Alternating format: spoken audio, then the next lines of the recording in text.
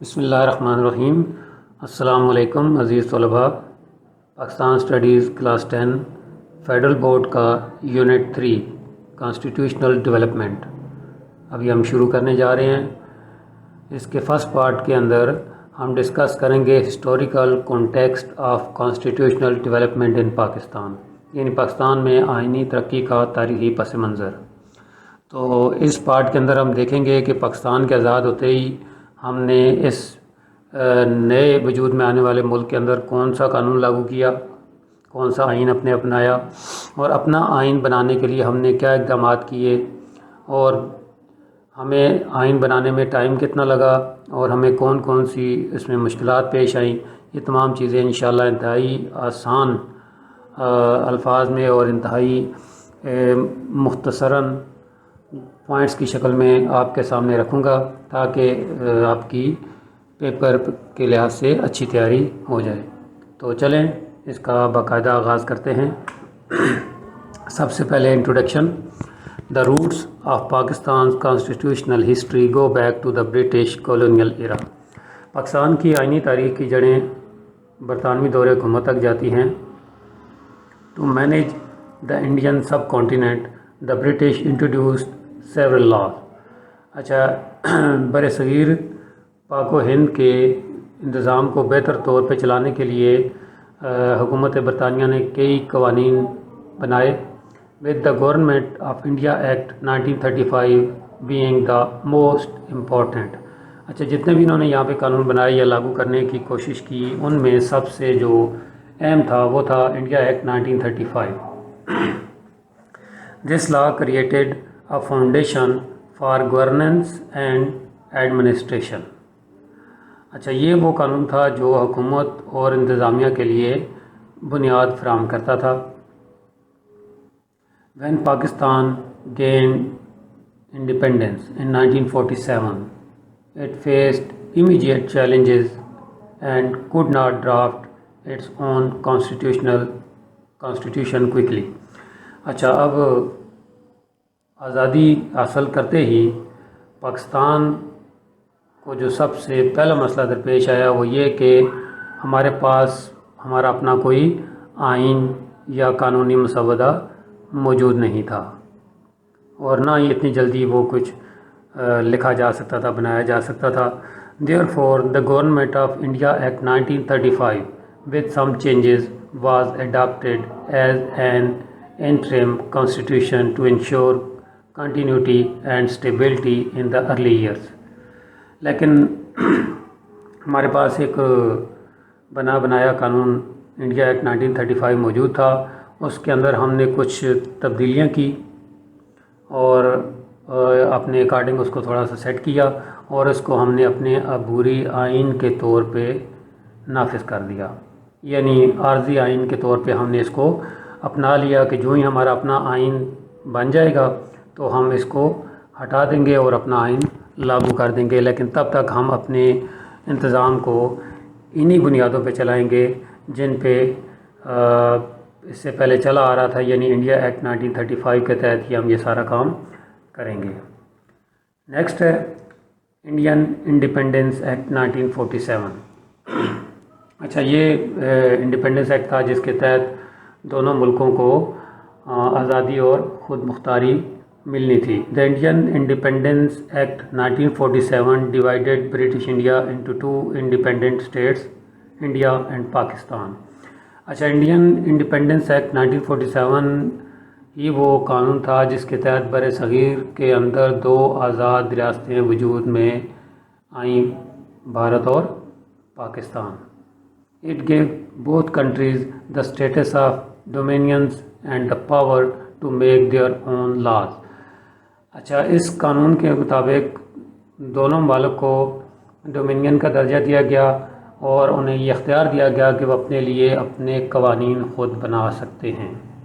However, Pakistan inherited weak infrastructure, limited resources and administrative challenges۔ ہم پاکستان کو کمزور ڈھانچے، محدود وسائل اور انتظامی مسائل کا سامنا تھا۔ بہت بڑے مسائل تھے ایک نئی اسٹیٹ کے لیے، اور اس سے بھی زیادہ پرابلم یہ تھی کہ دوسری طرف جو ملک آزاد ہوا تھا وہ ہم سے کئی گنا بڑا تھا اور تمام اثاثوں اور تمام چیزوں کے اوپر اس کا قبضہ تھا. جو چیزیں قانونی طور پہ ہمیں ملنی بھی تھیں وہ بھی اس نے ہمیں نہیں دی. تو بہت زیادہ مسائل تھے اور کوئی ایکسپیرینس نہیں تھا، ایکسپیرینسڈ لوگ نہیں تھے، تو یہ انیشلی بڑے پرابلمس تھے. Despite these issues the act served as a legal framework for the newly born country to function until a permanent constitution could be written. اچھا، یہ تمام مشکلات اپنی جگہ، لیکن یہ ایکٹ ایک قانونی فریم ورک فراہم کرتا رہا جب تک کہ مستقل آئین تیار نہیں ہو گیا. نیکسٹ ہے ارلی چیلنجز آفٹر انڈیپینڈنس. آزادی کے بعد ابتدائی مشکلات یا challenges. After independence Pakistan faced many serious problem. آزادی حاصل کرتے ہی پاکستان کو بہت سارے سنگین مسائل کا سامنا تھا. Millions of refugees migrated from India. لاکھوں کی تعداد میں لوگ انڈیا سے ہجرت کر کے آ رہے تھے. کریٹنگ آ ہیومینیٹیرین کرائسس، جس سے ایک انسانی بحران پیدا ہو چکا تھا. The country lacked resources, trained staff and infrastructure. اب ملک بالکل نیا تھا اور ہمیں وسائل، تربیت یافتہ عملے اور انفراسٹرکچر کی شدید کمی تھی. Pakistan also faced disputes with India over Kashmir, Junagadh and Hyderabad along with the water crisis caused by India's control over rivers. اچھا، یہ مسائل بھی اپنی جگہ، لیکن ان سے زیادہ مسئلہ یہ تھا کہ ہمارے انڈیا کے ساتھ تنازعات بہت زیادہ ہو چکے تھے اور مسائل بڑھتے جا رہے تھے. کشمیر، جوناگڑھ اور حیدرآباد جیسے تنازعات. اس کے علاوہ دریاؤں کے اوپر انڈین کنٹرول نے ہمارے لیے پانی کا مسئلہ کھڑا کر دیا. تو یہ وہ مسائل تھے جو کہ پاکستان کو ورثے میں ملے تھے. These challenges delayed important tasks like constitution making and nation building. اور ان مسائل کی وجہ سے ہم اپنے انتہائی ضروری کام جن میں آئین سازی اور قومی تعمیر شامل ہے میں ہم نے تاخیر کا ہمیں سامنا رہا. تاخیر ہو گئی ان کے اندر، ہم ان کو کمپلیٹ نہیں کر پائے کیونکہ یہ ایکسٹرا جو برڈن تھا مسائل کا یہ بہت زیادہ تھا. تو نیکسٹ ہے ہمارا کہ فرسٹ کانسٹیٹیوئنٹ اسمبلی 1947 to 1954. پہلی دستور ساز اسمبلی 1947 سے لے کے 1954 تک. The first constituent assembly was formed in 1947 with 69 members, later increased to 79 to include Balochistan, Terrible areas, Bahawalpur and Khairpur.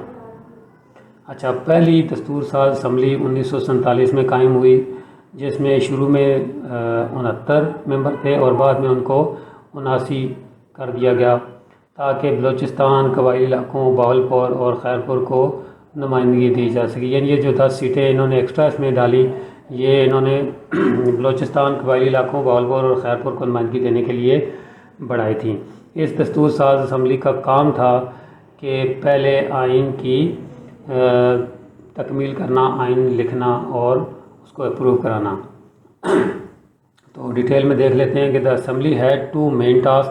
Us assembly کے بیسیکلی 2 بنیادی کام تھے: to draft the constitution and to act as the federal legislature.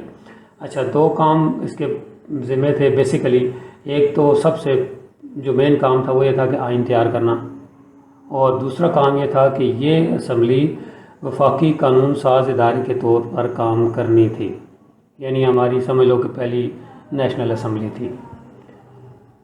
Quaid Azam Muhammad Ali Jinnah was elected as its first president. اچھا، اس قانون ساز assembly کے first president کے طور پہ قائد اعظم محمد علی جناح رحمۃ اللہ علیہ الیکٹ ہوئے. Guiding the assembly in its early work, تاکہ وہ کیا کریں کہ بنیادی جو کام ہے اس میں اسمبلی کی رہنمائی کر سکیں. تو اس کے لیے قائد اعظم محمد علی جناح رحمۃ اللہ علیہ منتخب ہو گئے، اور اس کے ساتھ ہی ہماری فرسٹ کانسٹیٹیوئنٹ اسمبلی وجود میں آ گئی۔ آبجیکٹیو ریزولوشن 1949، یہ ہمارا نیکسٹ ٹاپک ہے۔ دا objective resolution was passed on March 12، 1949۔ Objective resolution یعنی قرارداد مقاصد 12 مارچ 1949 کو منظور کی گئی۔ It declared that sovereignty belongs to Allah and that the authority of the state would be exercised through representatives chosen by the people۔ اس قرارداد مقاصد کے اندر جو سب سے پہلی بات کہی گئی تھی وہ یہ تھی کہ اس ملک کے اندر حاکمیت اعلیٰ صرف اللہ تعالیٰ کی ہے، اور ریاست کی طاقت عوام کے منتخب نمائندوں کے ذریعے استعمال کی جائے گی۔ یعنی سپر پاور اس ملک کے اندر کون ہے؟ اللہ تعالیٰ کی ذات ہے، اسی کے قوانین مانے جائیں گے، اسی کے احکامات کے مطابق تمام نظام چلایا جائے گا، اور جو اللہ کے بنائے ہوئے قوانین ہیں ان کو لاگو کرنے کے لیے جو نمائندے منتخب ہوں گے ان کو عوام منتخب کرے گی۔ یہ بڑا کلیئر اس کے اندر لکھ دیا گیا۔ جیسے آپ برطانیہ کا لا دیکھیں تو وہاں پہ جو سوورینٹی ہے وہ کوئین کے پاس ہے، لیکن ہمارے آئین میں حاکمیت اعلیٰ صرف اور صرف اللہ تعالیٰ کی ذات کے پاس ہے۔ It emphasized democracy, Islamic principles, rights of minorities, federalism and the independence of the judiciary۔ اچھا، اس میں مزید جو پوائنٹس تھے خاص وہ یہ تھے کہ ملک کا نظام جمہوری ہوگا، جمہوریت، اسلامی اصول ہوں گے، اقلیتوں کے بھی حقوق ہوں گے، اور وفاقی نظام اور عدلیہ نظام جو ہے وہ وفاقی طرز کا ہوگا، اور عدلیہ آزاد ہوگی۔ ان باتوں کے اوپر زور دیا گیا کہ ہم جو بھی آئین بنائیں گے اس کے اندر ہمارے یہ آبجیکٹیوز ہوں گے، اسی لیے اس کو آبجیکٹیو ریزولوشن کہا جاتا ہے۔ This resolution became the foundation of Pakistan's future constitution. یہ قرارداد مقاصد کے آنے سے یا اسی کی بنیاد پہ ہم نے اپنے فیوچر کا کانسٹیٹیوشن یا آئین بنانا تھا۔ یعنی جو بھی ہم نے آئین بنانا ہے اس کے اندر یہ جو پوائنٹس تھے قرارداد مقاصد کے یہ شامل ہونے چاہیے۔ نیکسٹ ہے بیسک پرنسپلز کمیٹی رپورٹس، بنیادی اصولوں کی کمیٹی کی reporting. The basic principles committee was form to suggest the structure of the constitution. جب آبجیکٹیو ریزولوشن آ گئی تو اس کے بعد ایک کمیٹی تشکیل دی گئی جس کا کام تھا کہ اپنی سفارشات اور رپورٹس پیش کرنا تاکہ ہم کانسٹیٹیوشن کو عملی شکل میں لے کے آئیں، اس کو بنائیں پریکٹیکلی، اور اس کا جو اسٹرکچر ہے اس کے اوپر انہوں نے اپنی سفارشات اور رپورٹیں پیش کرنی تھیں۔ Its first report in 1950 faced criticism for being vague about Islamic provisions, minorities' right and equal representation between East and West Pakistan.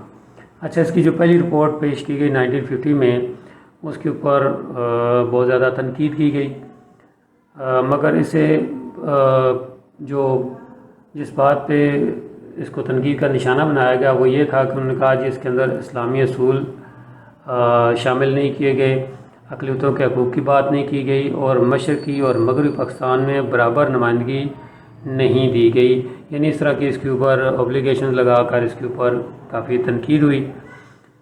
A revised report in 1952 addressed some issues but still could not gain full approval from the assembly۔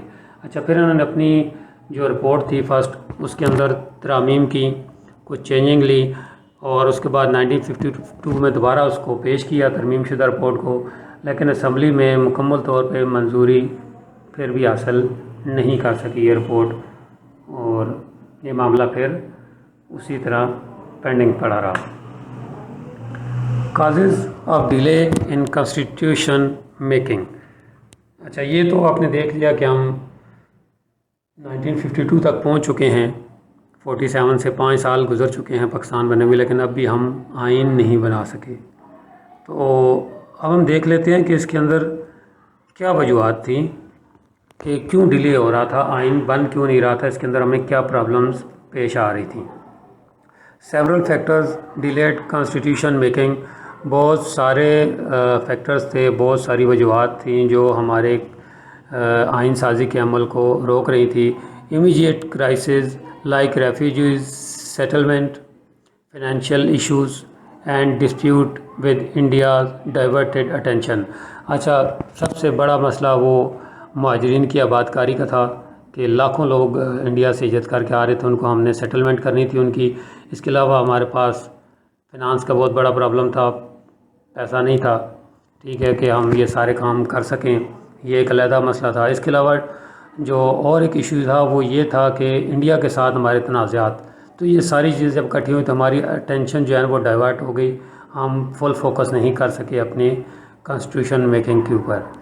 The death of Quaid Azam Muhammad Ali Jinnah created a leadership vacuum, اور اس سے بھی بعد پھر ایک اور سانحہ ہمارے ساتھ یہ ہوا کہ قائد اعظم رحمۃ اللہ علیہ اس دار فانی سے رخصت ہو گئے 1 سال بعد ہی۔ تو یہ بھی ہمارے پاس ایک بہت بڑا ایشو بن گیا، ہمارے پاس لیڈرشپ کی کمی ہو گئی۔ Conflict between East and West Pakistan, language disputes and political instability further slowed the process. اچھا، اس کے علاوہ مشرقی اور مغربی پاکستان کے درمیان جو مختلف اختلافات تھے، خاص طور پہ زبان کا مسئلہ، یہ ایشو آ رہا تھا کہ ڈیسائیڈ یہ کیا گیا کہ اردو قومی زبان ہوگی، لیکن بنگال کے اندر اس کی مخالفت کی گئی، انہوں نے کہا جی آپ بنگالی زبان کو بھی قومی زبان کا درجہ دیں، تو یہ بھی اختلاف تھا، اور کچھ دیگر پولیٹیکل مسائل، عدم استحکام سیاست کے اندر، تو یہ ساری چیزیں بھی ان مسائل کے اندر شامل تھیں جنہوں نے ہماری آئین سازی میں تاخیر کی۔ تو نیکسٹ ہے leadership crisis and political instability, قیادت کا بحران اور سیاسی عدم استحکام۔ تو جیسے آلریڈی ہم ڈسکس کر چکے ہیں کہ قائد اعظم رحمۃ اللہ علیہ 1948 میں انتقال کر گئے۔ After Quaid Azam death in 1948 and Liaquat Ali Khan's assassination in 1951 Pakistan suffered a major leadership crisis۔ Quaid Azam کی 1948 میں وفات اور 1951 میں لیاقت علی خان کے قتل کے بعد پاکستان میں قیادت کا ایک بڑا بحران پیدا ہو گیا۔ Weak political parties and frequent changes in government created instability. اچھا، اب جو سیاسی جماعتیں تھیں وہ کمزور تھیں اور بار بار حکومت چینج ہو رہی تھی، جس سے سیاسی عدم استحکام پیدا ہوا، making constitution making more difficult. اچھا، اب جو ہماری کانسٹیٹیوشن میکنگ تھی اس کو اس سارے جو مسائل تھے انہوں نے مزید سلو ڈاؤن کر دیا اور اس کو اور مشکل بنا دیا۔ نیکسٹ ہے بوگرا فارمولا 1953۔ محمد علی بوگرا جو 53 میں ہمارے پرائم منسٹر تھے، انہوں نے ایک فارمولہ پیش کیا جس سے انہوں نے مشرقی اور مغربی پاکستان کے درمیان تنازعات کو حل کرنے کی کوشش کی۔ دیکھ لیتے ہیں کہ وہ فارمولہ کیا تھا۔ Prime minister Muhammad Ali Bogra introduced a formula in 1953 to resolve the dispute between East and West Pakistan. وزیر اعظم محمد علی بوگرا نے 1953 میں ایک فارمولہ پیش کیا تھا کہ مشرقی اور مغربی پاکستان کے درمیان تنازع کو حل کیا جا سکے۔ It proposed a bicameral legislature giving equal power to both wings۔ اچھا، اس کے اندر 2 ایوانی نظام تجویز کیا گیا جس میں دونوں حصوں کو برابر کے اختیارات دیے جانے تھے۔ although widely accepted، بڑے پیمانے پہ اس کو ایکسیپٹ کیا گیا، political ٹرموئل prevented its full implementation۔ لیکن سیاسی ہلچل کی وجہ سے اور مسائل کی وجہ سے اس کو پوری طرح نافذ نہیں کیا جا سکا۔ نیکسٹ ہے dissolution of first constituent assembly 1954. پہلی دستور ساز اسمبلی جو 1947 میں بنائی گئی تھی اس کی تحلیل یعنی اس کا ختم کیا جانا.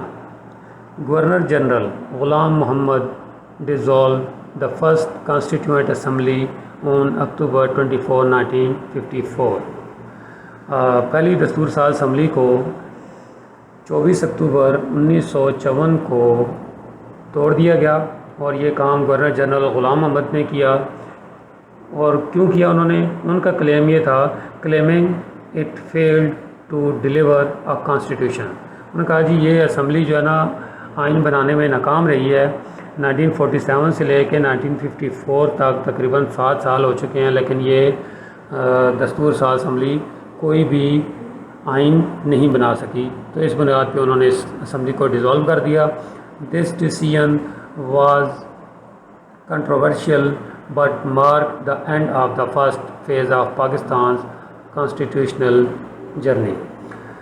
یہ فیصلہ متنازع تھا, اس پہ بہت سارے اعتراضات اٹھائے گئے, مختلف کورٹس نے اس کے اوپر بھی فیصلے دیے, لیکن اس ڈیسیژن کے ساتھ ہی پاکستان کے آئینی سفر کے پہلے دور کو اختتام ہو گیا, پہلا دور ختم ہو گیا. Next second constituent assembly and drafting of constitution.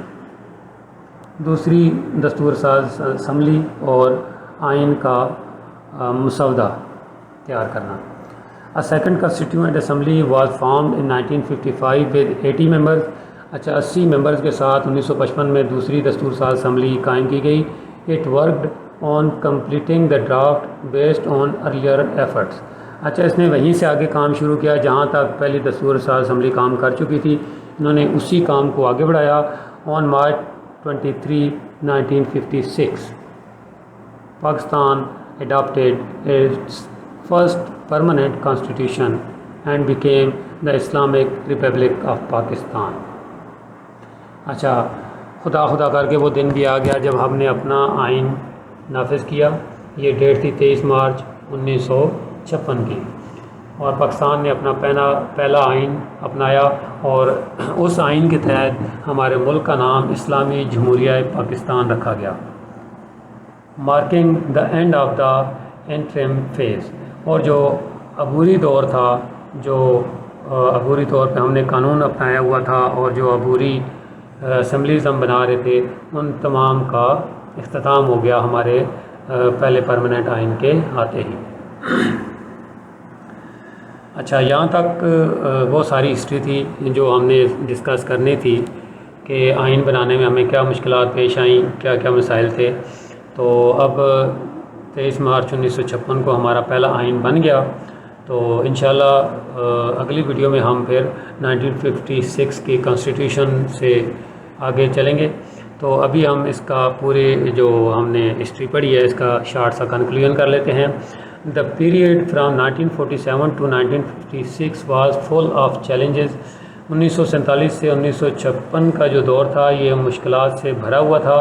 But it lead the foundation of Pakistan constitutional journey. لیکن اس دور نے پاکستان کی آئینی سفر کی بنیاد رکھی, اس کا آغاز ہوا ہمارا. From adapting the 1935 act to passing the objective resolution and finally achieving the 1956 constitution. اچھا 1935 کا ایکٹ نافذ کرنے سے لے کر آبجیکٹیو ریزولوشن کے پاس کرنے تک اور فائنلی ہم اپنا آئین بنانے میں کامیاب ہوئے. This era showed Pakistan struggle and determination to establish a stable governance system. تو اس تمام دور کے اندر پاکستان کی جدوجہد اور ایک مستحکم حکومتی نظام قائم کرنے کا عزم دیکھا جا سکتا ہے. اس پورے آپ دور کا مطالعہ کریں 1947 سے لے کے 1956 تک تو آپ کو ایک بڑی اسٹرگل نظر آئے گی. سب سے پہلے جب ہمارے انیشل پرابلم انڈیا کے ساتھ پانی کا مسئلہ اور اس کے علاوہ ریفیوجیز کا مسئلہ, پھر کشمیر, جوناگڑھ, حیدرآباد, دکن جیسے مسائل, اور پھر قائد اعظم کی ڈیتھ ایک ہی سال بعد, پھر ہمارے فرسٹ پرائم منسٹر کا قتل, اور پھر فرسٹ کانسٹیٹیوشن اسمبلی جو ہے اس کی تحلیل. تو یہ سارے واقعات بہت زیادہ پریشان کن تھے، لیکن خدا کر کے ہم اپنا پہلا آئین بنانے میں کامیاب ہو گئے 1956 میں. گو کہ وہ آئین بھی زیادہ دیر چلا نہیں، لیکن کم از کم ہم نے اپنا آئین بنا تو لیا یہاں پہ. تو انشاءاللہ نیکسٹ ویڈیو میں ہم اس سے آگے ڈسکس کریں گے 1956 کے آئین سے. تو آپ کا اگر اس ویڈیو سے متعلق کوئی بھی کوشچن ہے تو آپ کمنٹ سیکشن میں پوچھ سکتے ہیں. نیکسٹ ویڈیو تک کے لیے اجازت دیجیے. اللہ حافظ.